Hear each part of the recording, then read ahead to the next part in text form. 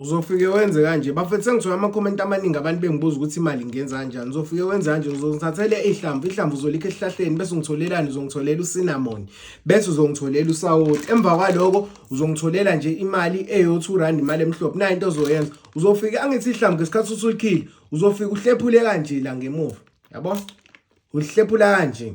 Lo phisa uhlephulile uzobekaphi, uzobeka ka-right wakho, lo munye uzobeka ka-left wakho. Nayi into ezobe usuyenza, uzothatha le mali yakho emhlophe uzoyenzani, uzoyifakaphi, uzoyifaka la, uzoyifaka laphi, uzoyifaka le nkomishini. Into ozobe usuyenza, uzongithela usawoti nje kancane uthi thasi la ngaphakathi bese wenza nofaka u-cinnamon phakathi. Okay, uzothi ukwenzile lokho bese uthatha leli hlamvu elikhulu ulifaka phakathi bese usulifakile phakathi. Nayo into ozoyenza, uzothatha usawoti futhi uphinde uthelele esandleni, uthatha cinnamon uthele la ka-right. Nayo into ozobe usuyenza, uzobe usuthatha leli hlamvu elincane, uyabo, bese uthatha ikhadi lakho olisebenzisa ebhenki ulibeke lapha nendawo. Uzothi bese usulibekile phansi nendawo bese usuyakuvala usuthi usuyahlikihla usho yonke imali osuke uyifisa. Bese usukwenzile lokho usuyaqhubeka uyahlikihla. Nayo into ozobe usuyenza, uzongitholela isigubhu esigaka, yabo lesigubhu uzosixebula iphepha bese ususixebulile iphepha. Bafethu ividiyo ephele ngicela ukuyifaka ku-YouTube. Wena ofuna ividiyo ephele ngabe ngibheka ku-YouTube usikwanele mpense uzoyithola ividiyo sengiyipostile.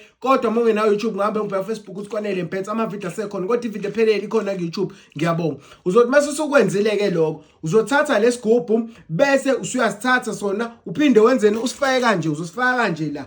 Bafethu ngengigqugquzela ukuthi umuntu ngesikhathi ebuka ividiyo alike subscribe khona ezokwazi ukubona amanye amavidiyo. Uzothi bese ususifakile la bese uyosibeka ekhoneni lakho lombhede bese usungilindela u-20 days. Emva kwa-20 days uzobe usubona into ezokwenzeka. Ikhadi lakho ungalithatha ulisebenzise futhi ebhanki yolisebenzisa. La uzokubeka konke for the first day bese ngakusasa uyalithatha ulisebenzisa. Bafethu amavidiyo ngisazowadelete ngiphendule imibuzo ngiyacela like and subscribe. Ngiyabonga.